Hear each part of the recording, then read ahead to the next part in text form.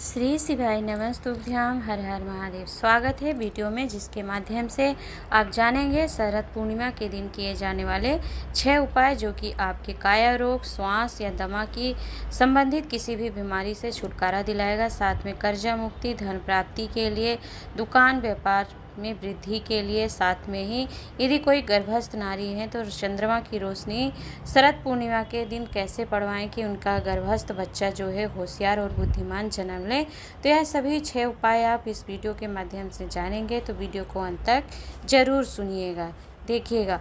देखिए, आपके समक्ष चल रहा है स्कंद पुराण का कार्तिक महात्म। आप देख सकते हैं कि कार्तिक महात्म का वर्णन किया गया है, जिसमें दीपदान, तुलसी पूजन, आंवला वृक्ष के नीचे पूजन का विधान आदि सभी नियम वर्णन किए गए हैं स्कंद पुराण, ब्रह्म वैवर्त पुराण में एवं विष्णु पुराण में भी आपको कार्तिक का महत्व प्राप्त होता है। तो आप सुन सकते हैं और देख सकते हैं।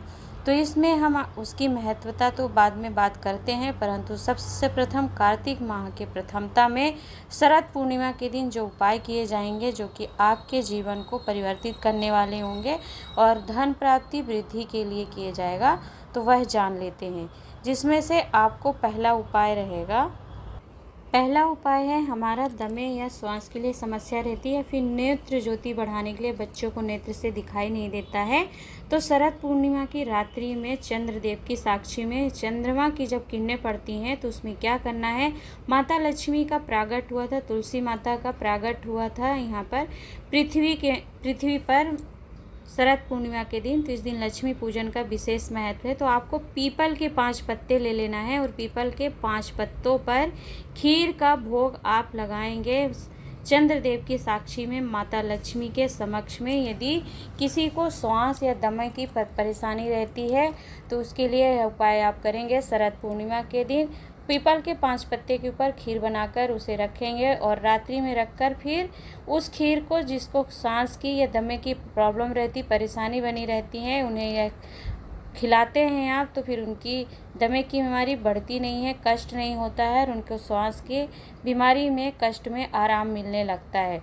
दूसरा उपाय है नेत्र ज्योति बढ़ाने के लिए। तो आपको क्या करना है कि चंद्रमा की जो रोशनी होती है, चंद्रमा से अमृत तत्व की प्राप्ति होती है, अर्थात किरणों से ओस रूपी चंद्रमा का जो तत्व होता है वह आता है इस खीर में। तो आप क्या करेंगे कि जिन बच्चों को नेत्रों की परेशानी होती है उन्हें शरद पूर्णिमा के दिन चंद्रदेव से दर्शन करवाइए, अर्थात उनके नेत्र जो हैं चंद्रमा की किरणों को अपने नेत्र में देखेंगे, नेत्र मिलवाइए चंद्रमा से 5 से 7 मिनट तक। और जो आपने खीर बनाई है उसे पीपल के पत्ते पर रखना है आपको, और आपको यह 5 पत्ते नहीं 7 पत्ते और रखना है खीर के। पहला उपाय दमे श्वास का था, जिसमें पीपल के पत्ते पर ही खीर आप रखेंगे 5 पत्ते पर, और दूसरे उपाय में आप 5 पत्ते जो आपने पीपल के पत्ते पर भोग लगाया है खीर का माता लक्ष्मी को, चंद्रदेव को, उसमें उनका तत्व आ जाता है। तो इस चंद्रमा के साक्षी में चंद्रमा का दर्शन आप कराएंगे, साथ में ही इस खीर को आप 7 बार बच्चों को खिलाएंगे। पहले पत्ते का खीर ले लीजिए, या एक साथ ही पत्ते के ऊपर आपने खीर रखी है तो थोड़ी सी खीर बच्चे को खिलाइए, फिर चंद्रमा का दर्शन कराइए, फिर खीर खिलाइए, फिर चंद्रमा का दर्शन कराइए। ऐसे आप 7 बार कराते हैं तो उसकी नेत्र ज्योति में भी अंतर पड़ने लगता है और नेत्र ज्योति बढ़ जाती है। यह उपाय नेत्र ज्योति बढ़ाने के लिए शरद पूर्णिमा पर छोटे बड़े बच्चे जिनको भी समस्याएं हैं वह कर सकते हैं।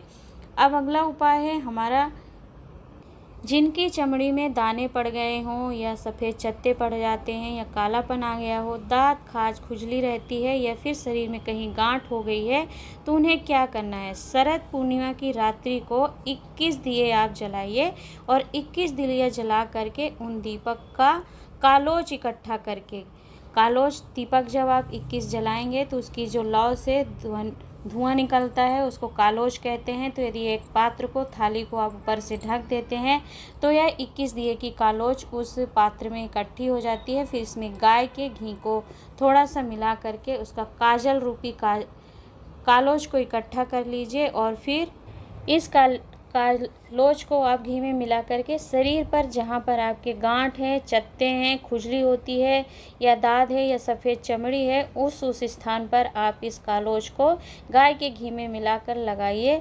तो 7 दिन तक आपको ऐसा लगाना है और लगाने के बाद फिर आपको स्नान कर लेना है। यदि आप ऐसा शरद पूर्णिमा की रात्रि में कालोच इकट्ठा करके करते हैं तो आपको धीरे धीरे उस गांठ में दाद, खाज, खुजली, जो भी चमड़ी सफ़ेद आपकी पड़ गई है उसमें आपको आराम मिलने लगता है। अगला उपाय है हमारा धन प्राप्ति, कर्ज मुक्ति के लिए। और यदि आपका दुकान, व्यापार, व्यवसाय नहीं चल रहा है या कर्जा बहुत है तो आपको शरद पूर्णिमा के दिन क्या करना है, एक तांबे के कलश में जल भरना है, उसके ऊपर एक कटोरी रखना है। ध्यान दीजिएगा, शरद पूर्णिमा की रात्रि में लक्ष्मी माता का पूजन किया जाता है, तो ऐसा कोई कर्ज नहीं होता है जो चूकता नहीं है। आपके रास्ते जरूर खुलते हैं और कर्ज चुकाने में सुलभ रास्ते प्राप्त होते हैं। तो सर्वप्रथम आप पूजन किस प्रकार करेंगे, कर्ज मुक्ति के लिए, धन प्राप्ति के लिए, दुकान, व्यापार, व्यवसाय आदि की वृद्धि के लिए। शरद पूर्णिमा के दिन एक तांबे के कलश में, आप वीडियो में देख सकते हैं, पूरा आपको डेमो वीडियो है तो करके नहीं दिखाया गया है। तो एक तांबे के कलश में आपको जल भरना है और सामने पटे के ऊपर रखकर एक कटोरी रखें और कटोरी के ऊपर लक्ष्मी जी की आपके पास मूर्ति है तो उसे रखिए। और यदि आपके पास मूर्ति नहीं है तो सिक्के में भी लक्ष्मी का स्वरूप मान करके, एक सिक्का चांदी का है तो उसे रख लीजिए, और चांदी का नहीं है तो नॉर्मल सिक्का ही रखकर कलश के सामने आप 31 घी के लंबी बाती के दीप जलाकर रखिएगा। ध्यान दीजिएगा, आपको कलश कर्जा मुक्ति, धन प्राप्ति के लिए जो आप 31 लंबी बाती के लक्ष्मी माता के समक्ष दीप प्रज्वलित करेंगे घी के, उसमें आप 31 जो दीप लगाएंगे उसको प्रज्वलित कर लीजिए और एक एक उस दीपक के अंदर कमल गट्टा डाल दीजिएगा। और साथ में आप 5 पान के पत्ते ले आइएगा और उसके ऊपर खीर का, आप 5 पत्तों के ऊपर थोड़ा थोड़ा खीर का भाग रख करके लक्ष्मी माता को भोग लगाइएगा। उनका पूजन स्मरण करिए, हल्दी, कुमकुम, मेहंदी आदि समर्पित करिए, कलावा मौली समर्पित करिए। और सुबह तक वह जो दीप आपके प्रज्वलित किए हैं आप छोड़ दीजिए।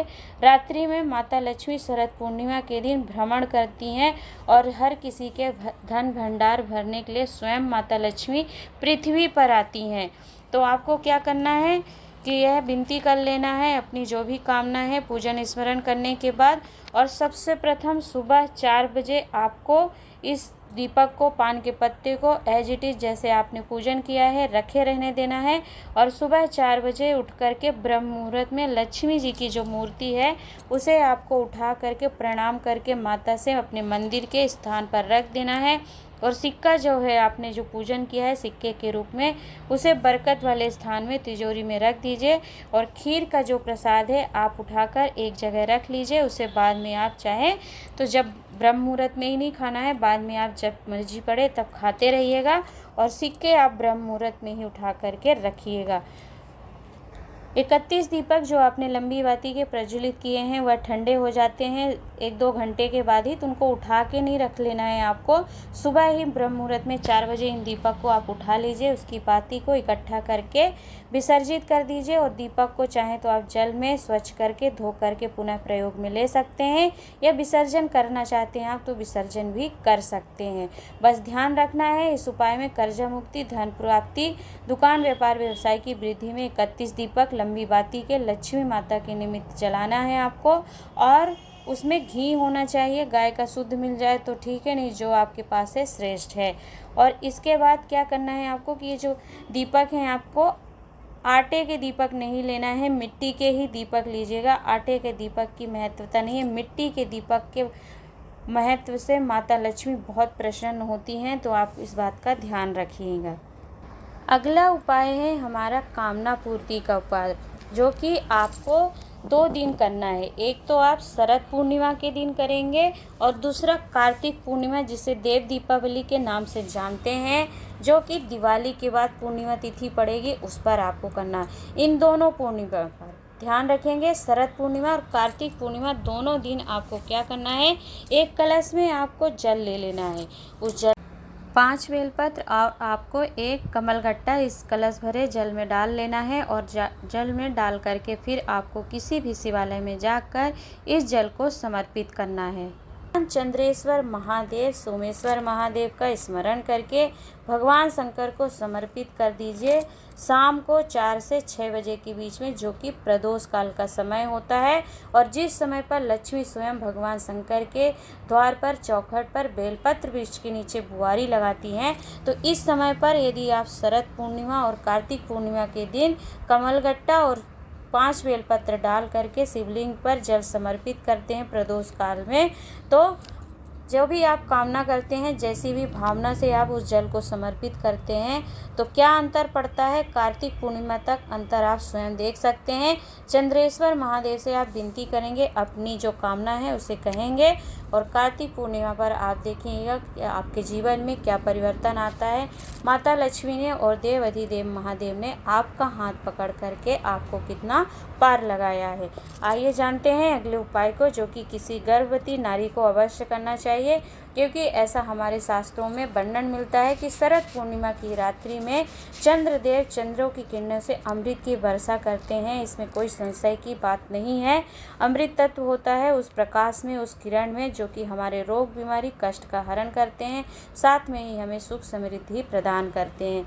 तो कोई गर्भवती स्त्री है तो कार्तिक पूर्णिमा और शरद पूर्णिमा के दिन, दोनों दिन यदि आप चंद्रमा की किरणें अपने गर्भ में पड़वा लेती हैं, अर्थात जो शरद पूर्णिमा की रात्रि है, इस दिन जो किरणें निकलती है, उस किरणों का प्रकाश जो है आप अपने गर्भ पर पड़ने दीजिए। अर्थात आप छत पर जाइए या बालकनी में जाइए और अपने गर्भ में चंद्र के देव का दर्शन करते हुए उस प्रकाश को, उनकी किरणों को पड़ने देती हैं, तो आपका जो बच्चा होता है, उस बालक का जब जन्म होगा तो वह बच्चा जो है जन्म लेने के बाद चतुर होगा, बुद्धिमान और पढ़ाई में होशियार होता है, प्रबल होता है, विद्वत्ता होती है उस बालक के अंदर, जिसके अंदर शरद पूर्णिमा के दिन की रात्रि की अमृत वर्षा जो चंद्रदेव स्वयं करते हैं, तो उस प्रकाश को यदि गर्भस्थ नारी के गर्भ में पड़ जाती है तो उस बालक का जन्म इतना प्रबल होता है।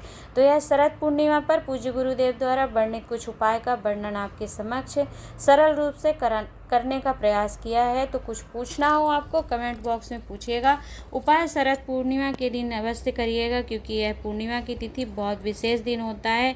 माता लक्ष्मी की कृपा प्राप्त करने के लिए, चंद्रदेव की कृपा करुणा पाने के लिए, साथ में देव अधिदेव महादेव का स्मरण का। शास्त्र वर्णन करते हैं कि जो व्यक्ति शरद पूर्णिमा से लेकर के कार्तिक पूर्णिमा तक भगवान दामोदर, कृष्ण, राम, ठाकुर जी का अभिषेक करता है, पूजन करता है, उसके सारे दुख दरिद्र समस्त समाप्त हो जाते हैं, क्योंकि कार्तिक का माह ही पूजन, अभिषेक और अधिक दीपदान करना, पूजन करना, इस पर्व को हम मनाते भी हैं। कार्तिक पूर्णिमा देव दीपावली के बीच में बहुत सारे हमारे पर्व पड़ते हैं, तो अवश्य करना चाहिए। शरद पूर्णिमा के दिन खीर बना करके चंद्रमा की रोशनी में रखें और उसका भोग श्री हरि को लगाना चाहिए, और फिर उसे प्रसाद के रूप में प्राप्त करते हैं। तो हमारे न जाने चंद्रदेव हमारे मन के, बुद्धि के कारक होते हैं, तो हमारी बुद्धि भी सुधरती है और हमारे मन को चंद्रदेव प्रबल भी बनाते हैं, और हमारे गलत विचार मन से चले जाते हैं, और हमारे शरीर से रोग कष्ट का निवारण हो जाता है। इतना महत्व होता है इस शरद पूर्णिमा का, जो कि आश्विन माह में पड़ती है। तो कार्तिक माह का प्रारंभ ही इसी शरद पूर्णिमा से लेकर के कार्तिक पूर्णिमा तक एक माह का पर्व रहता है यह। तो आप सभी करके देखिएगा। कुछ पूछना हो तो ज़रूर पूछिएगा कमेंट बॉक्स में, हम उसे बताने का प्रयास करेंगे। कुछ आपको विशेष और महत्वपूर्ण लगा हो तो अन्य लोगों के साथ शेयर कर लीजिएगा वीडियो को। साथ में ही ऐसी वीडियो प्राप्त करने के लिए चैनल सब्सक्राइब करते जाइएगा, जिससे आपको समय पर हमारे द्वारा बताए गए उपायों की वीडियो प्राप्त होती रहे। आज के लिए इतना ही। मिलती हूँ एक नए उपाय, नई जानकारी के साथ। तब तक के लिए हर हर महादेव, नमः शिवाय। ओम।